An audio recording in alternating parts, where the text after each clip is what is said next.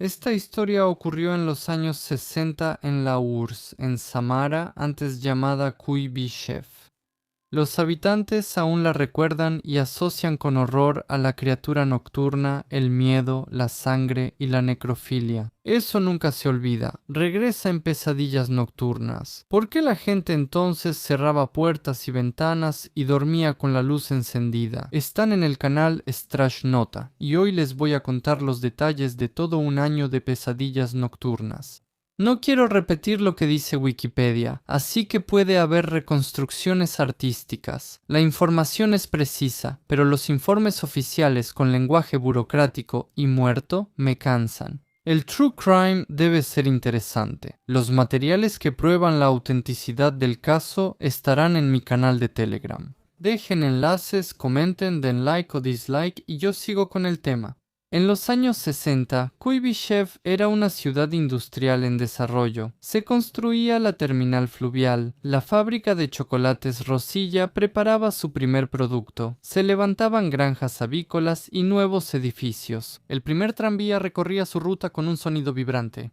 Por las noches, en las pistas de baile sonaba música y las parejas reían. Olga, una joven de unos 20 años, volvía a casa tras el baile. Al despedirse de su amiga, tomó un callejón tranquilo con aroma a lilas en flor. Faltaban unos 50 metros para la casa con jardín verde. El aire de abril, cálido por el sol, y una brisa suave movían las ramas de los árboles con hojas jóvenes. De repente, la joven vio como una sombra humana pasó rápidamente junto a la cerca. La joven, de brazos largos, se volteó pero no vio a nadie. Caminó más rápido sin mirar atrás. En ese mismo instante, alguien saltó sobre ella desde la esquina y la agarró fuertemente por los hombros. A la tenue luz del farol, no vio el rostro. Al tirarla al suelo, el atacante empezó a arrancarle la ropa, gruñendo y chupándose los labios. Ella gritó con todas sus fuerzas. Desde la casa de enfrente, un hombre se asomó y un perro ladró. ¡Ayuda! ¡Me están matando!, gritó la chica aterrorizada. Las manos la soltaron y la figura peluda desapareció tras los garajes de madera.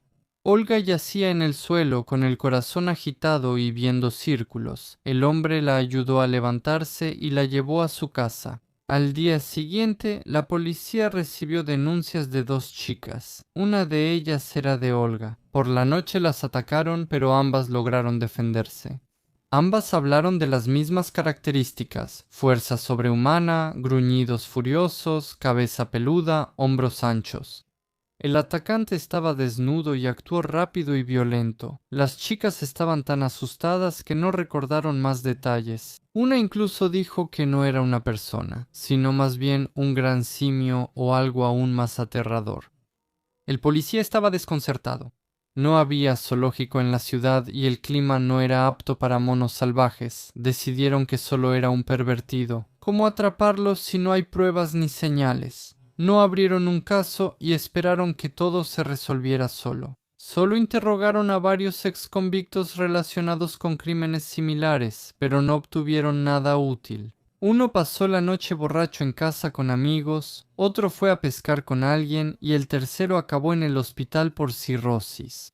Pero el verdadero miedo llegó en la noche del 27 al 28 de abril de 1969. Tras un incendio menor en el dormitorio de la calle Elektrifitsirovanaya, hallaron en la habitación de la fábrica Progreso a la familia Sotkin, esposo, esposa y su hijo de 5 años con parálisis cerebral. El incendio se apagó rápido y los policías revisaron y liberaron el lugar. No sobrevivió nadie. Stepan Sotkin fue asesinado a golpes con un ladrillo. Presentaba 11 heridas en la cabeza. María, su esposa, fue golpeada y ultrajada hasta la muerte.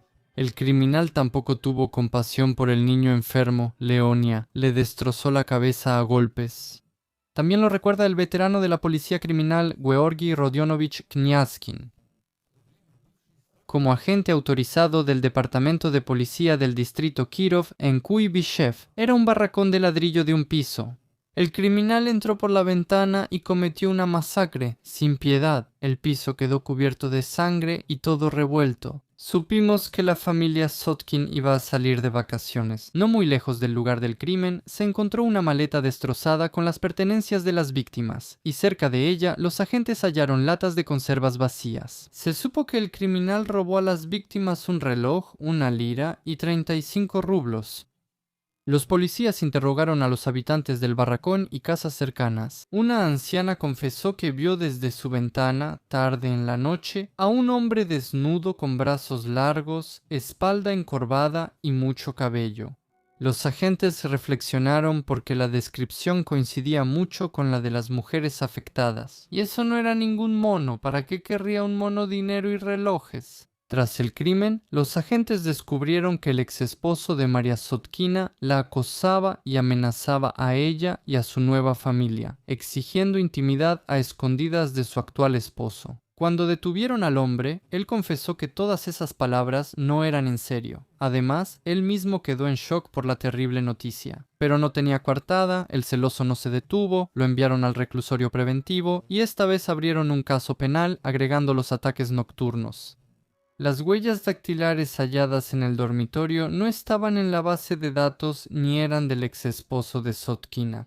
El hombre pasó más de un año tras las rejas, pero nunca admitió su culpa y los crímenes cesaron. Esto permitió a la policía informar que el criminal había sido encontrado, mientras el verdadero solo se escondía y esperaba a que todo se calmara. La noche del 30 de abril de 1970, un desconocido abrió la puerta de un departamento en Aeroflotskaya 67 con un desarmador. Golpeó con la parte trasera de un hacha a Ekaterina Kutsevalova y luego a su hija Olga. Después intentó abusar de la madre, pensando que estaba muerta. La hija recuperó el sentido y gritó, asustando al necrófilo. Al oír los gritos, los vecinos despertaron y el criminal huyó, por lo que las víctimas sobrevivieron.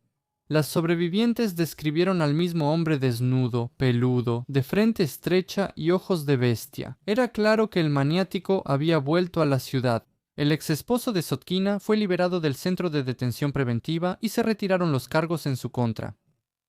El crimen ocurrió entre el 8 y 9 de mayo de 1970, cuando el maniático entró a una casa en la calle Chekistov, Sorok, cerca de Kuibyshev, mató a hachazos a Praskovia Salova, de 70 años, y a su inquilina Nina Vasilieva, de 30 años. También cometió un acto de necrofilia con el cadáver de la pensionada. Después de la atrocidad, derramó queroseno de un primus y le prendió fuego. Nadie sobrevivió esta vez. Los agentes hallaron la huella de su pie descalzo en el alféizar. De la casa desaparecieron las joyas de la dueña y algo de dinero, pero se halló una pista importante, recuerda Georgi Rodionovich Knyazkin. Bajo la ventana por donde entró el asesino, los bomberos hallaron una huella de bicicleta. Les dimos instrucciones para que al apagar el fuego conservaran todo lo llamativo, ya que hubo varios incendios extraños. Un joven bombero nos mostró la huella, incluso pusieron una tablita para evitar que la pisaran.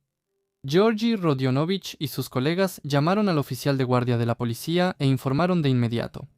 El delincuente anda en bicicleta por la ciudad, pero hay cientos de bicicletas. Encontrar la bicicleta adecuada podía tomar mucho tiempo, hacían falta pruebas más rigurosas. Después de la muerte de la pensionada y su inquilina, un residente local llamado Timofeyev fue a la policía a confesar. En el interrogatorio, confesó matar a la familia Sotkin y a dos mujeres en la calle Chekistov.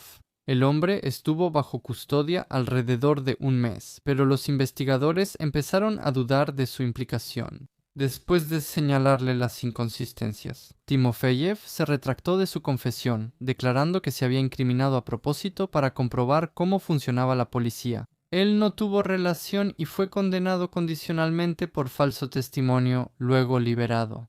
Como se supo después, Timofeyev había estado previamente registrado en un hospital psiquiátrico de Kuibyshev.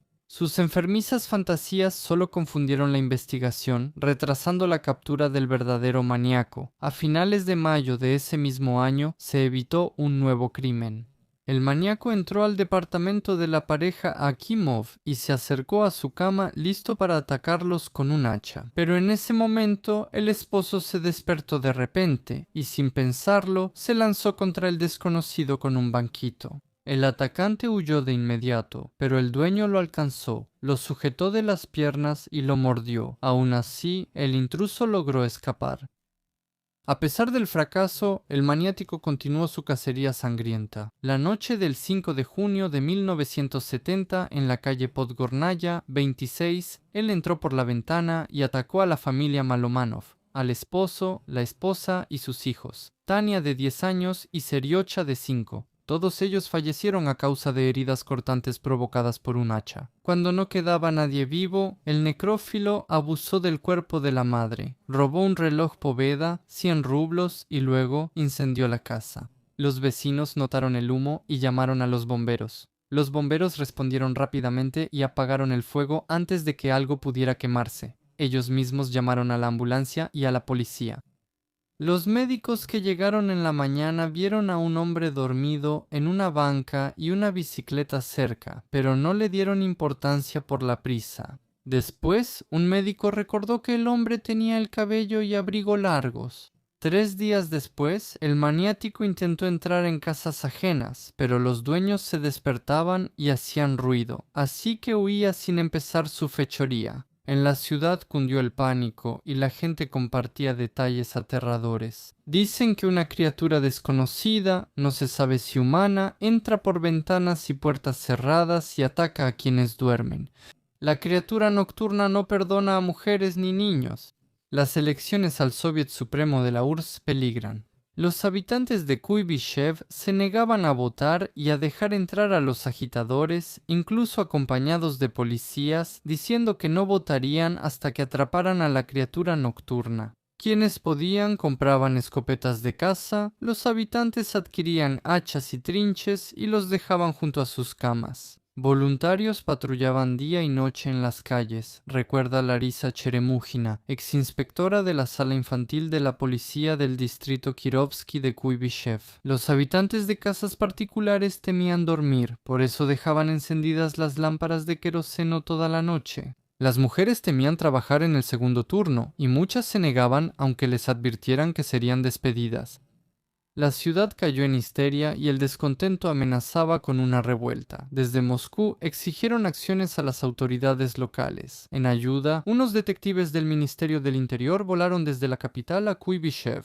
En la ciudad se creó un equipo de investigación para capturar al maniático, liderado por el general Igor Karpets, jefe de investigaciones criminales del Ministerio del Interior de la URSS. En la ciudad se reforzaron las patrullas y aumentaron los voluntarios que hacían guardias nocturnas y organizaban emboscadas en la zona residencial. Jóvenes trabajadores de empresas industriales locales se inscribían y recibían días libres para hacerlo. Igor Karpets elaboró un mapa de los ataques, del cual quedó claro que el delincuente actuaba de manera caótica, prefiriendo no aparecer en la misma zona. El general sugirió que el maniático usaba un vehículo, apoyado por la huella de llanta de bicicleta. Cerca de los lugares de los crímenes, junto a la casa donde el maniático cometió la última ejecución, los agentes encontraron una llave inglesa con el sello de la fábrica de bicicletas de Kharkov. Estos detalles confirmaban que la investigación iba bien. La noche del 8 de junio de 1970, patrulleros voluntarios de Kuibyshev vieron a un ciclista solitario con gabardina y un hacha visible debajo. Los agentes intentaron detener al hombre, pero tiró la bicicleta, arrojó el hacha y corrió hacia las vías del tren. Antes entró al patio vecino y se ocultó en un baño público. Cuando uno de los patrulleros lo alcanzó, el ciclista le pegó en la cabeza con un ladrillo y corrió hacia las vías del tren. Después, el hombre abordó un tren y saltó al otro lado, escapando de los patrulleros. Después, saltó la cerca de la fábrica Progress, que estaba cerca, pero calculó mal por unos minutos. La seguridad de la empresa atrapó al fugitivo. El guardia disparó al aire con un revólver Nagant y el descarado se detuvo. Él entendió que todo había terminado. La policía que llegó lo sometió. Frente a ellos yacía un hombre desnudo, solo con gabardina, bajo, unos 30 años, cabello despeinado, brazos largos y fibrosos, mirada salvaje. No cabía duda, esa era la criatura nocturna. La patrulla lo llevó al departamento de policía del distrito. El detenido era Boris Serebriakov, de 29 años, residente de Kuibyshev y trabajador de una fábrica de cables, no un criminal con pasado oscuro. Nació poco después de iniciada la Gran Guerra Patria, el 18 de agosto de 1941 en Molgovek, República Socialista Soviética Autónoma Checheno-Ingush. Su padre murió y su madre lo crió. Tenía 2 hermanas, una menor y otra mayor. Desde temprana edad tenía un carácter impulsivo y una inclinación por el alcohol. Participaba en peleas, se peleaba con transeúntes al azar e incluso con familiares y amigos. También fue arrestado varias veces por robos menores e incendios. Pero por diferentes razones solo recibía sanciones y nunca fue condenado. Serebriakov tampoco tenía suerte con las mujeres. Les hacía escenas de celos y las acusaba de infidelidad sin motivo. Teniendo tendencias sádicas, el joven a menudo recurría a la violencia física, queriendo castigar a las chicas, quienes lo dejaban rápidamente porque era un tipo agresivo. Tras 3 años en el servicio militar, se mudó con su hermana mayor a Kuibyshev a inicios de 1967. Antes, la mujer apenas hablaba con su hermano, solo lo mencionaba en cartas a su madre, pero aún así no se negó a ayudarlo, aunque le hizo prometer que no la avergonzaría con sus travesuras y que no bebería demasiado. Él aceptó, recuerda Georgi Rodionovich Kniazkin. Su hermana, contadora principal en una empresa constructora, alojó a Boris en el dormitorio de Sorokino 3 con los obreros. Su hermana le ayudó a conseguir trabajo como cortador en la fábrica de cables en Besimianka. El trabajo para Boris resultó ser pesado. Tenía que cortar cables metálicos retorcidos. Mientras los demás tenían hachas de unos 6 kilos, la suya pesaba entre 12 y 15, pero él las manejaba con sorprendente facilidad. El muchacho, algo más alto que el promedio y con brazos largos como orangután, podía cortar el cable de un solo golpe, confirma Kniazkin. Hablé con sus compañeros en el taller. Dijeron que Boris era tranquilo y apacible. Nunca lo vieron borracho ni tenía antecedentes penales. Boris iba al trabajo y regresaba al dormitorio en bicicleta. Incluso lo elogiaban por eso. Cuerpo sano, mente sana, después de todo. En su lugar de residencia, el joven también se comportaba de manera tranquila. Tal vez hubo algunos conflictos, pero nada serio. Los compañeros de cuarto que lo conocían lo describían como una persona reservada, poco habladora y moderada con el alcohol. El inquilino no llamaba la atención sobre sí mismo. Tras su detención, Boris Serebriakov guardó silencio varios días. Generales del Ministerio del Interior llegaron a Kuibyshev. La criatura nocturna se hizo famosa en todo el país. El monstruo imponía condiciones y buscaba comunicarse solo con algunas personas. Cuando lo llevaron al centro de detención de Syzran, también enviaron a mi adjunto Víctor Korostelev y a mí. Nuestra tarea era probar cada uno de sus crímenes. ¿Dónde tomó los relojes? ¿A quién golpeó? Dice Kniazkin. Estuvimos en el centro de detención más de 2 semanas y hablamos por primera vez a las 23 horas, a las 0 horas cuando Serebriakov tocó y dijo: «Tráiganme al investigador». La sala de interrogatorios ya estaba lista y varios guardias de turno, recuerda Germán Kniazkov. Actuaba como si fuera normal, sin remordimientos. Mató. ¿Y qué? Cabello despeinado, nariz prominente, boca grande. De inmediato se entiende qué tipo de persona es solo por su apariencia. Causa cierto rechazo, pero dejábamos de lado las cuestiones de percepción personal. Su crueldad la explicaba con 2 palabras. ¿Y para qué? ¿Testigos? Tras el ataque al departamento de Ekaterina Kutsevalova y su hija, decidió que era necesario golpear con certeza para evitar su recuperación y el escándalo. Relataba cómo en casa de los Malomanov la niña suplicaba: «Tío, no nos haga daño, no diremos nada». Pero él ni siquiera pensaba en dejar a alguien con vida. Tras acabar con Tania, sacó a Sergio de 5 años de debajo de la cama y lo golpeó en la cabeza. Confesó todos los crímenes, casi sin discutir, especialmente después de que le señalaron los objetos de las víctimas que le habían incautado, incluyendo el reloj Poveda del difunto Malomonov. La abuela que sobrevivió los recordaba bien porque estaba de guardia nocturna durante el ataque. A Boris le encontraron varios objetos robados. ¿Por qué no los escondió o se deshizo de ellos? Serebriakov respondió orgulloso que eran trofeos, lo que solo reforzaba su culpabilidad. Germán Kniazkin dice: íbamos a los lugares de los crímenes, visitábamos a la gente, poníamos anuncios en la radio diciendo que habíamos atrapado a tal persona y que si alguien sabía algo, lo informara. Solo tras su arresto se comprendió la magnitud de sus acciones. Antes, muchos temían denunciar y algunos nunca lo hicieron. En la investigación se descubrió que Serebriakov realizó su primer ataque el 5 de septiembre de 1967. Por la noche, atacó a la despachadora de tranvías Ekaterina Haritonova en la sala de control de la octava estación nodal del servicio de tranvías de Kuibyshev, cerca de la fábrica Ekran en la avenida Kirova. Recuerda Germán Kniazkin. Fue a la 1 de la madrugada. Boris vio que la mujer estaba sola, ya sin pantalones, se metió al lugar de trabajo por la ventana y empezó a acosarla. Siempre llevaba un machete en las manos. Ekaterina fue valiente, gritó, recibió machetazos en mano y cabeza, pero luchó desesperada contra el maniático.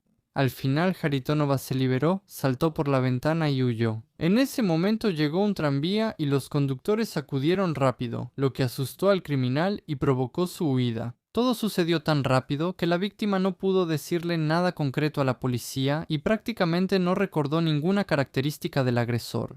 Por negligencia de los investigadores, el caso penal no se abrió de inmediato y primero fue rechazado, pero tras una revisión despidieron a los empleados responsables. Serebriakov confesó que después de ese incidente en el depósito, se asustó y decidió no dejar testigos con vida. Atacaba casas porque había algo que robar. Al principio no quería admitir los episodios de ataques nocturnos a chicas, pero luego aceptó, aunque notó que con mujeres vivas no le funcionaba.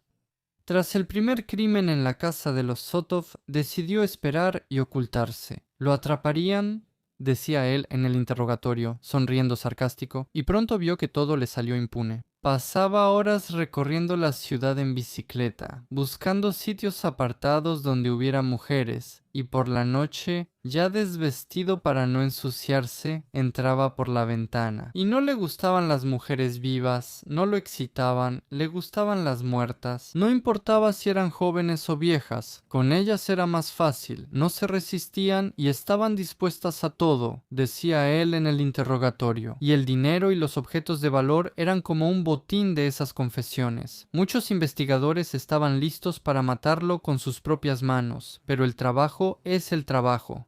Debían escuchar y soportar todo.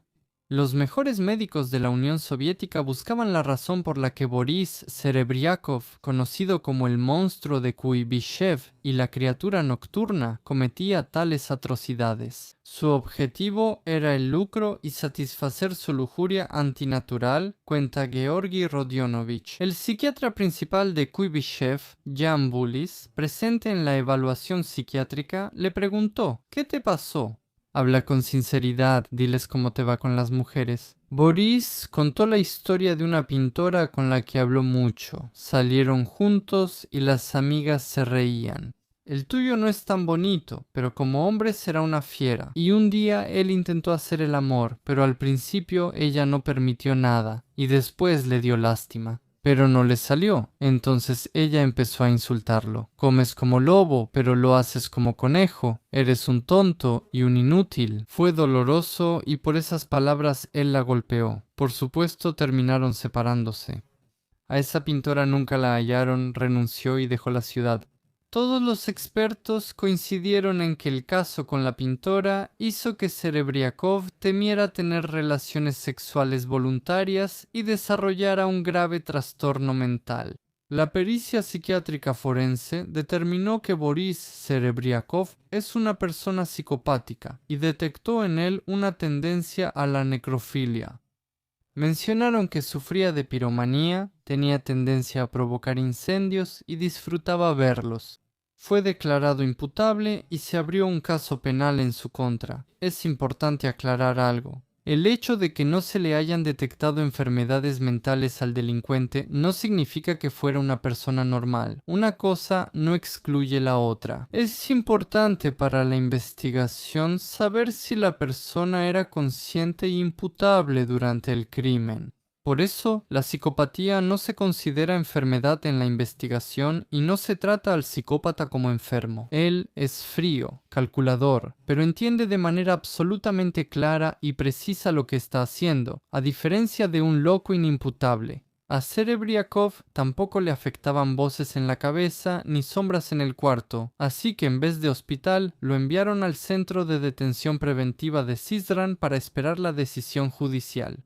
La criatura nocturna intentó escapar 2 veces. Una vez atacó a los escoltas durante la reconstrucción de hechos, pero, conscientes de su fuerza, eligieron exdeportistas fuertes y preparados como escoltas. Entre los tres lo controlaron fácil. Luego, Serebriakov fingió estar enfermo para intentar dominar a los médicos. Astuto, ¿no?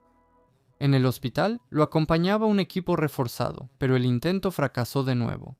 En total, Serebriakov fue acusado de cometer 32 episodios criminales, quitarle la vida a 9 personas, causar lesiones de diversa gravedad a 12 personas, irrumpir en viviendas ajenas 15 veces, cometer 7 robos y 2 incendios provocados, además de 3 actos de ultraje. En general, Boris Serebriakov representa uno de los ejemplos más arquetípicos y al mismo tiempo aterradores de un asesino serial con marcadas tendencias sádicas y necrófilas. Su personalidad es una compleja mezcla de profunda psicopatía con disfunción sexual, compensada por formas extremas de violencia y desadaptación social. Desde pequeño en Serebriakov se notaron conductas problemáticas, agresión, tendencia a incendios y robos menores.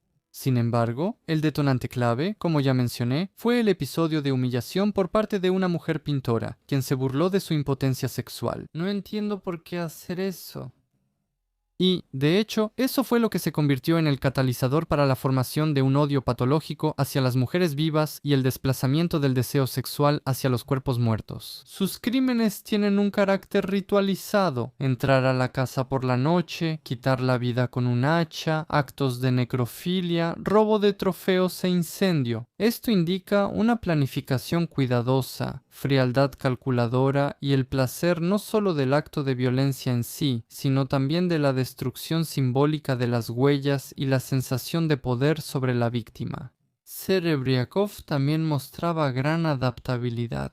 Durante el día era un trabajador tranquilo y diligente, pero por la noche se transformaba en una criatura nocturna. Esto muestra una fuerte disociación de la personalidad y control total sobre sus manifestaciones sociales. Su actitud durante la investigación, la confesión fría de las atrocidades, la ausencia de remordimiento y su interés por la reacción de los investigadores son rasgos de psicopatía. Él era consciente de sus acciones, pero estaba emocionalmente desvinculado de ellas, lo que permitió considerarlo imputable. Los motivos de Serebriakov no solo eran la venganza por la humillación, sino también la compensación de su propia inferioridad mediante la demostración de poder absoluto sobre víctimas indefensas. Su patología surge de un profundo miedo a las mujeres vivas y la incapacidad de tener relaciones normales, por lo que reemplazó el contacto sexual real con violencia hacia los muertos. De esta manera, Boris Serebriakov es un ejemplo clásico de un asesino serial organizado con un perfil desviado de necrofilia, cuyos crímenes fueron consecuencia de la combinación de una patología personal, experiencias traumáticas y aislamiento social. Y su historia es un oscuro testimonio de cómo la humillación y la frustración sexual pueden transformarse en el mal absoluto. Unidades del Ministerio del Interior resguardaron el tribunal y establecieron un cordón de seguridad para evitar que familiares y ciudadanos enfurecidos tomaran justicia por su cuenta contra el maníaco. El vehículo policial llegó a la entrada y escoltaron al criminal bajo estricta vigilancia hasta la sala. El cordón de seguridad se quitó al final. Durante el juicio, la sala llena y personas miraban por las ventanas al hombre que aterrorizó la ciudad casi año y medio. En 1971, Boris Serebriakov fue condenado, por supuesto, a la pena máxima. No logró obtener el indulto. Al escuchar la sentencia, los espectadores aplaudieron y Serebriakov pronunció siniestramente «¿Volveré?». No se sabe si planeaba apelar la sentencia o escapar. La sentencia se ejecutó en 1971. No se revelaron los lazos familiares del maniático para que su madre y sus hermanas no fueran víctimas de la ira del público indignado. Ellas fueron honestas y testificaron sobre su hijo y hermano. Estudiaba, trabajaba, ayudaba en casa y se fue al ejército. La hermana mayor, que le dio refugio a Serebriakov, cambió su apellido, renunció a su trabajo y se fue de Kuibyshev. Nadie sabe qué fue del resto, y el lugar de entierro del maniático Serebriakov también es desconocido. ¿Y tú qué crees que lo hizo así? ¿El rechazo de una chica o trastornos mentales profundos? Comenten, den like o dislike y revisen otros videos del canal. Siguen saliendo aunque no siempre lleguen notificaciones. No activen la campanita.